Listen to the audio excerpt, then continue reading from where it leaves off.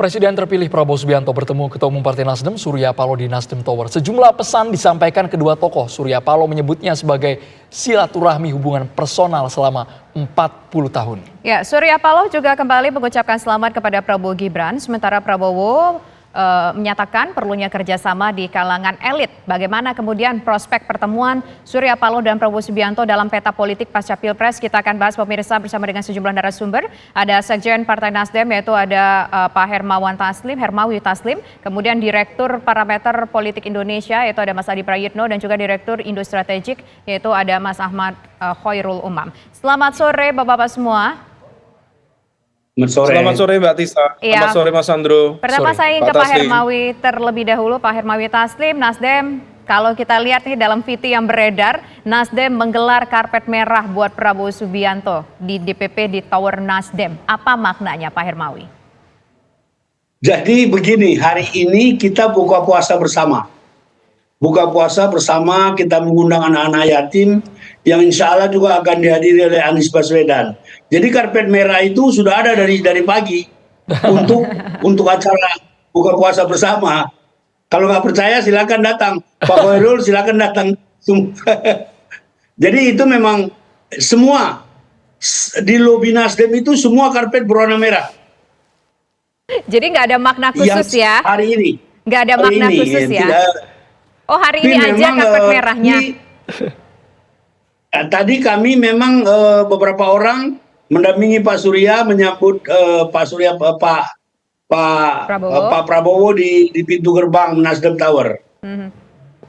Oke. Tapi kan seperti ini Pak Hermawi, mungkin karpetnya sudah biasa digelar ya Tisa ya. Tapi yang datang ini orang khusus, bukan orang sembarangan. Presiden terpilih Pak Hermawi Taslim. Ya. Masa biasa-biasa saja sambutannya? Saya menjawab karpet merahnya. Karpet merah itu memang standar Partai Nasdem untuk acara buka puasa dan menyambut tamu. Jadi karena acaranya bersamaan ya sekalian gitu loh. Nggak ada makna khusus. Nah tapi karena kalau jawab nih tadi belum kejawab nih Pak Hermawi Taslim. Tapi yang datang ini orangnya spesial loh hari ini. Tapi memang spesial. Kenapa? Biasanya Pak Surya menunggu di lantai 20. Kali ini beliau turun di lobi menyambut. Kenapa? Karena yang kita mau sambut itu presiden terpilih. Saya kira memang istimewa. Pak Hermawi berbicara soal istimewa. Pada bagian akhir tadi wartawan juga bertanya saat konversi ya Pak ya. Prabowo ditanya apakah mengajak Surya Paloh bergabung dan dijawab Prabowo dirinya selalu mengajak. Poin yang itu dulu Pak Hermawi ditanggapi Pak. Ya. Jadi waktu kami ke Hambalang tahun lalu, Pak Prabowo juga menyampaikan hal yang sama. Dijawab oleh Pak Surya, kita ini sudah berteman 40 tahun, kita sudah menetapkan pilihan masing-masing, kita tetap bersahabat, nanti setelah kompetisi berakhir, kita menyatukan kembali persahabatan kita. Mungkin itu makna dari pertemuan di Hambalang. Tetapi yang penting buat saya hari ini adalah pertemuan silaturahmi, pertemuan antara pemimpin bangsa sekaliber Pak Prabowo dan sekaliber Pak Surya. Ini harus diperbanyak di antara para elit. Ini pembelajaran penting buat rakyat supaya polarisasi di bawah kita bisa redam. Ada saatnya berkompetisi, ada saatnya bersaing. Setelah itu selesai kita harus bersatu lagi. Masa mau bersaing, masa mau berkompetisi seumur hidup. Oke, ini berarti, jadi semangat. Ini berarti jawabannya, ini berarti jawabannya Nasdem akan bergabung ke koalisi dan menjawab iya. Oh, lain itu lain. Kalau bergabung dengan koalisi tadi Pak Surya juga ditanya oleh dia. Kalau bergabung di koalisi kita akan putuskan nanti setelah mendengar aspirasi kawan-kawan, mendengar aspirasi 2.000 lebih anggota DPRD Nasdem, mendengar aspirasi 514 DPD yang ada di kabupaten, dan kita masih punya waktu 7 bulan. Tadi Pak Surya secara tegas mengatakan bergabung atau tidak bergabung peluangnya masih 50-50. Tadi Pak Surya menyatakan itu. Saya kira wartawan Anda tadi ikut mengutip itu. Pak Hermawi, jadi yang paling penting hari ini adalah silaturahmi antara pimpinan itu perlu diperbanyak untuk memberi contoh, untuk memberi keteladanan. Kalau rakyat kita suruh bersatu, ya pemimpin juga harus bersatu dong. Begitu. Ini kata kunci yang bukan lagi tersirat Pak, tapi sudah terbuka sekali terang benderang terucap dari Pak Hermawi bahwa kuncinya adalah bersatu. Kemarin mungkin jadi lawan dan sekarang sepertinya sinyalnya menjadi kawan ya Pak ya? Oh iya, jadi ada saatnya kita berhadapan-hadapan, ada saatnya kita berkompetisi, ada saatnya kita menyambung kembali silaturahmi, dan itulah yang terjadi saat ini. Nah, kalau ditanya peluang kita bersama atau tidak, pertama kita masih punya waktu 7 bulan. Tadi Pak Surya menegaskan secara eksplisit, kalau ditanya kami bergabung atau tidak dengan pemerintahan, peluangnya 50-50.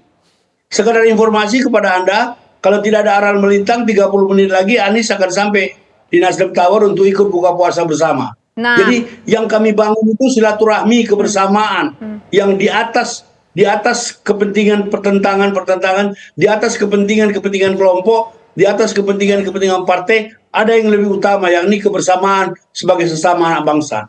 Wah, ini berarti pada sore hari ini pertemuan pertama setelah penentuan pemenang Pilpres nih ya, bertemu Pak Surya Paloh bertemu dengan Pak Prabowo Subianto, dan kemungkinan Anies akan hadir di sana. Apakah kira-kira nanti akan ada perbincangan khusus? Kalau Pak Anies 2 hari yang lalu sudah di sini, lama ngobrol sama kita. Nah, kalau nanti Pak Anies sering ke sini. Nah, ini yang jadi menarik kan, karena ada katanya tadi Pak Hermawi Taslim baru bilang nih 30 menit lagi kalau nggak ada aral melintang, Pak Anies Baswedan akan datang ke sana. Iya, Pak Anies akan datang di buka puasa. Kita buka puasa bersama anak-anak yatim. Tadi siang masih terkonfirmasi Pak Anies akan datang.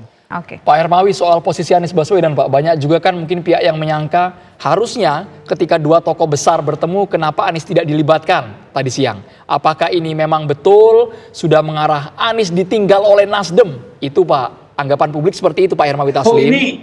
Ini urusannya bukan soal tinggal meninggal. Ini Pak Prabowo menyampaikan keinginannya untuk bersilaturahmi dengan Pak Surya Paloh di bulan suci Ramadan ini, dan kita terima. Itu poinnya. Jadi tidak ada yang ditinggalkan.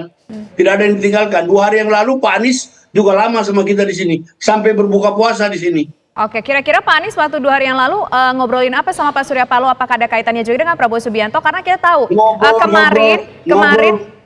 kemarin Pak Hermawi Taslim ada gugatan nih dari tim pemenangannya Anies ke MK. Apakah ini sudah ada kaitannya pertemuan hari ini dengan gugatan yang kemarin disampaikan oleh tim Anies? Kemarin waktu mendaftarkan gugatan di MK itu pengacara-pengacara Nasdem ikut. Kita menyumbangkan 12 lawyer yang sudah berpengalaman di persidangan di MK. Jadi gugatan di MK itu tetap kita lakukan, karena Pak Surya dalam konferensi pers mengatakan kami menerima hasil pemilu, mengucapkan selamat kepada seluruh partai-partai peserta pemilu, mengucapkan kepada pasangan pemenang pemilu, tapi upaya kami mencari keadilan, upaya kami mencari kebenaran akan terus kami lakukan. Komitmen dan silaturahmi kami, kebersamaan kami, sinergisitas kami dengan para civil society, para guru besar, para media, terus kami lanjutkan. Siaran persnya itu harus dibaca utuh. Demikian. Baik Pak Hermawi, kita ke pengamat terlebih dahulu. Apa yang bisa dibaca di analisa dari pertemuan syarat makna tadi siang antara Prabowo Subianto dan juga Surya Paloh, Mas Hoirul Umam? Ya, saya menikmati betul bagaimana Pak Hermawi Taslim tadi berselancar dengan segala alasan ya. Tetapi pertemuan antara Pak Prabowo dengan Pak Surya Paloh sore ini atau siang kali ini, saya pikir itu adalah sebuah penegas konfirmasi bahwa sudah terjadi sebuah deal politik antara Nasdem sendiri dengan kubu 02 dalam konteks ini dengan Pak Prabowo sebagai the newly elected president. Kalau misal nanti pasca PHPU kemudian dinyatakan sah oleh MK dan juga oleh Bawaslu dan sebagainya. Tetapi sekali lagi pertemuan ini bukan sesuatu yang tiba-tiba, tetapi besar kemungkinan pertemuan ini adalah sebuah hasil operasi politik yang cukup cepat, cukup senyap, yang dilakukan oleh teman-teman di bawah permukaan, yang tampaknya juga sudah dilakukan secara intens, terutama pasca pemilu yang lalu. Bagaimanapun kita bisa mencermati, Mas Andro, Pak Surya Paloh termasuk yang melakukan gercep, sangat gercep. Jadi gerak cepatnya itu hanya dalam hitungan hari pasca pemilu keluarnya quick count, kemudian langsung menemui Pak Jokowi. Dan di saat yang sama, menurut informasi spekulatif, komunikasi secara paralel juga dilakukan dengan Pak Prabowo sendiri. Maka kedatangan Pak Prabowo hari ini bukan tiba-tiba, tetapi betul-betul sudah didasarkan pada basis komunikasi politik yang cukup intens, dan ini adalah ada proses kompromi, negosiasi, dan juga dalam konteks diplomasi kepentingan yang tampaknya dilakukan oleh teman-teman Nasdem. Meskipun di saat yang sama, kalau misal tadi saya cermati betul statement dari Pak Hermawi mencoba untuk mengatur celah ya, supaya kemudian tidak terjadi sebuah respon yang cukup keras, meskipun respon-respon kekecewaan dari sejumlah kalangan, terutama dari basis pemilih loyal kubu 01 dari Koalisi Perubahan sudah mulai bermunculan. Bagaimanapun kemarin kita lihat misalnya ada sejumlah relawan yang menurunkan misalnya bendera Nasdem di basis-basis posko pemenangan 01 misalnya. Dan hal ini diakui atau tidak akan berdampak terhadap bagaimana kemudian Nasdem mempertanggungjawabkan itu. Karena narasi yang selama ini diajukan oleh Nasdem cukup keras, cukup kritis. Misalnya saya sampaikan, Pak Surya Paloh misalnya waktu itu pernah mengatakan bahwa Indonesia itu sedang berada di dalam perubahan yang sangat luar biasa. Dalam arti beliau mengatakan Indonesia saat ini berada di ujung tanduk dan sedang mengalami kerusakan yang paling mencemaskan sepanjang sejarah. Tentu kritikan-kritikan ini bukan sebuah kritikan yang tanpa dasar. Tetapi ketika kemudian terjadi perubahan dinamika, kemudian ada perubahan sikap, maka wajar kalau muncul kemudian kekecewaan, kemarahan dari basis pemilih loyal yang barangkali merasa tertipu. Nah, oleh karena itu, apa yang akan dilakukan oleh Pak Taslim dan juga teman-teman Nasdem mencoba untuk mencari basis legitimasi dengan tadi menanyakan dengan teman-teman di DPD, di DPC untuk menyerap aspirasinya, meskipun juga kita tahu bahwa tidak selamanya basis keputusan politik praktis didasarkan pada skema bottom up, yang ada seringkali adalah top down. Nah, oleh karena itu, ini rasa-rasanya memang harganya sudah ketemu, sudah cocok gitu ya. Maka kemudian pertemuan terjadi, dan satu lagi Mbak Tisa, rasa-rasanya ini adalah sebuah hasil dari sikap realistis Nasdem yang merasa bahwa memang PHPU di Mahkamah Konstitusi rasa-rasanya hasilnya bisa ditebak. Dan proses di DPR terkait dengan hak angket yang maju mundur, layu sebelum berkembang, rasa-rasanya juga tidak akan menghasilkan output yang signifikan. Maka daripada kemudian mendapatkan hasil kosong, maka kemudian dilakukanlah kompromi kepentingan, kemudian pola diplomasi dan juga negosiasi yang intinya, again, kepentingan menjadi pertaruhan yang paling utama. Oke. Poin negosiasi ini apa kira-kira Pak Hermawi Taslim? Apakah kursi menteri ataukah mungkin ada aspek lain? Nanti akan kita jawab usai jeda berikut. Saya ingin ke Pak Hermawi Taslim, apakah betul pertemuan ini menunjukkan bahwa wah udah cocok nih, udah klop ini, udah cocok harga, udah deal harga dan ada negosiasi. Apa kemudian ini dinegosiasikan? Apakah berkaitan dengan posisi di kabinet atau mungkin ada hal-hal lain Pak Hermawi Taslim kira-kira? Tadi saya hadir dalam pertemuan di atas, pertemuan yang terbatas itu. Seperti saya katakan tadi, ini silaturahmi antara dua sahabat biasa, tidak ada negosiasi, tidak ada urusan cocok harga segala macam. Tapi mereka sependapat tentang beberapa hal. Yang pertama, perlunya silaturahmi elit lebih sering. Kebersamaan, persatuan di antara pemimpin itu penting. Yang kedua, tantangan-tantangan ke depan adalah kemiskinan, kemelaratan, kebodohan. Itu mereka sama-sama sependapat dan sama-sama bertekad untuk memerangi itu. Jadi tidak sejauh yang dijelaskan oleh Pak Umum tadi. Saya hadir tadi pertemuan sampai ke bawah, sampai konversi pers. Saya hadir. Ini bukan pertemuan deal-dealan, ini pertemuan silaturahmi. Tapi karena dua tokoh politik, jadi bisa ditafsirkan macam-macam, dan tafsir-tafsir yang seperti itu sah-sah saja, itu biasa saja. Demikian saya kira. Pak Hermawi, tapi interpretasi beragam dari masyarakat, Pak. Di tengah mungkin hasil dari KPU sudah keluar, tapi kan proses gugatan dari Amin ke MK, begitu juga dari 03 juga ke MK. Apakah kesannya ini masih elok, Pak, dalam koridor dinamika politik yang sekarang jadi terjadi? Begini, tafsir publik bisa macam-macam. Justru kita bisa ke MK setelah ada ketetapan KPU. Kita mau gugat ketetapan KPU. Tadi saya bilang di tim Amin itu ada 12. Ada 12 lawyer Nasdem dan ikut dalam pendaftaran.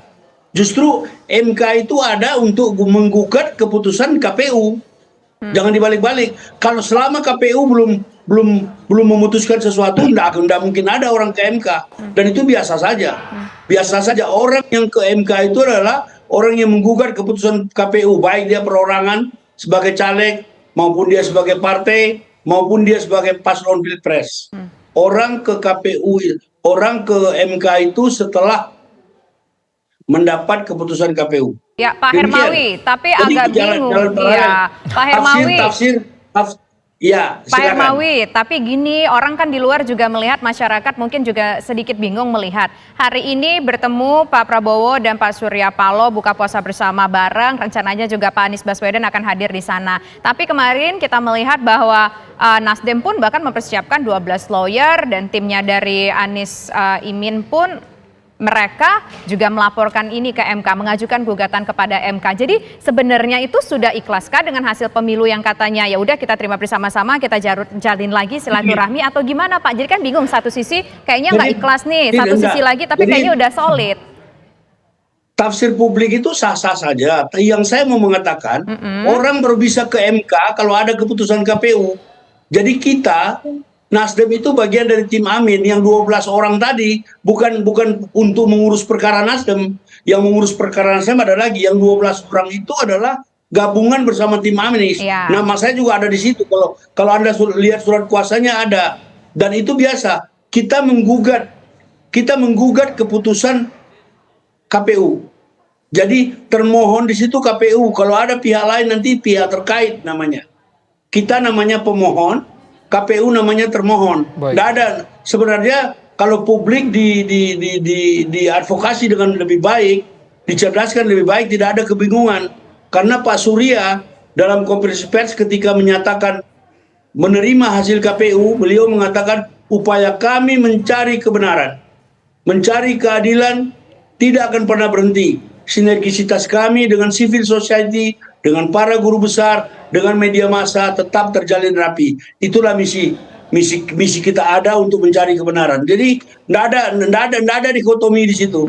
Saya ulangi lagi, tadi kemarin pagi ketika tim Amin mendaftarkan gugatannya di MK itu di antaranya ada pengacara Nasdem yang memang bergabung dengan tim Amin. Ini paralel, tidak ada. Bukan berarti kalau kita sudah terima keputusan KPU lalu kita diam saja. Semua upaya yang diberikan oleh konstitusi selalu kita tempuh. Demikian menurut saya. Pak Hermawi, saya tadi meminjam kata dari Mas Hoirul Umam, gercep Nasdem begitu gercep, padahal pelantikan masih bulan Oktober 2024 Prabowo Subianto ini.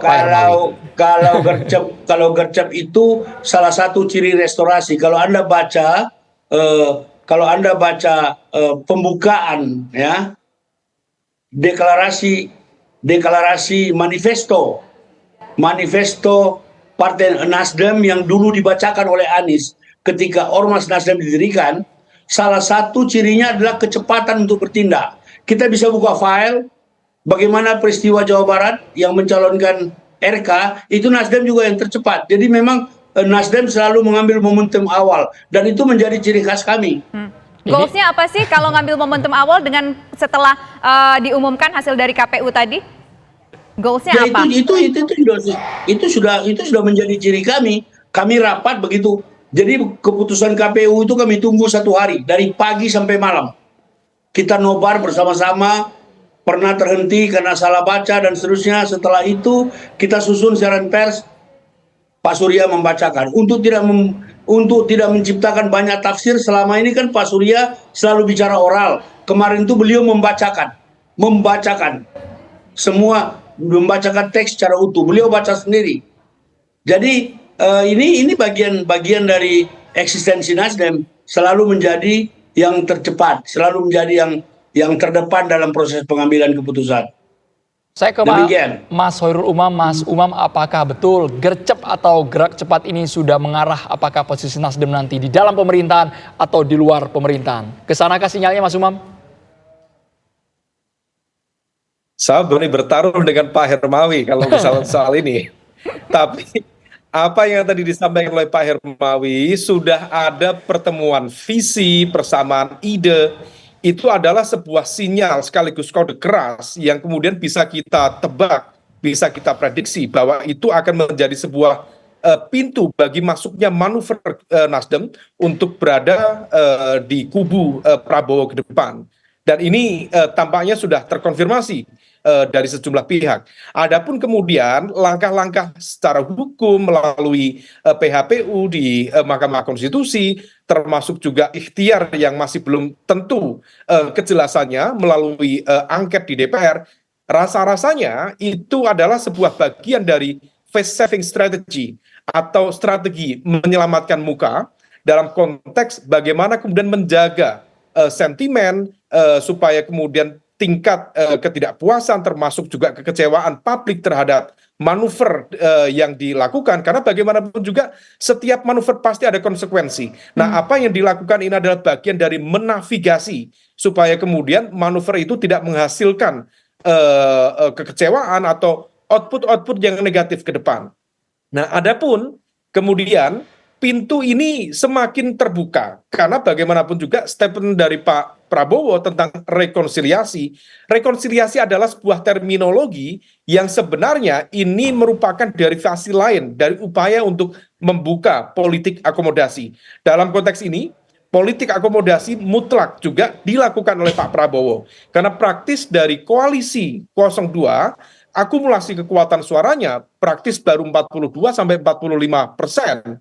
Sementara untuk pemerintahan baru supaya bisa menjalankan sebuah proses pemerintahan yang lebih stabil, di parlemen tidak diganggu, maka praktis pengalaman dari Presiden SBY, pengalaman dari Presiden Jokowi di fase awal, setidaknya dibutuhkan 60% penguasaan kekuatan politik di parlemen supaya tidak terjadi turbulensi yang memadai atau dinamika yang justru tidak produktif. Nah, ini yang kemudian membuka ruang negosiasi, membuka ruang kompromi.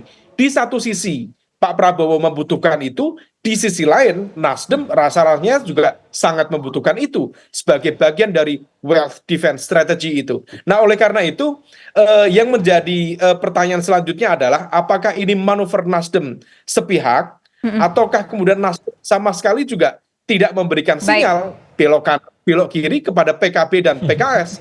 Kalau ini sepihak, maka wajar kalau PKB dan PKS barangkali ada yang merasa ditinggalkan oleh Nasdem. Oke, baik. Terima kasih Mas Khairul Umam. Terima kasih juga Pak Hermawi sudah berbincang bersama kami. Selamat sore semuanya.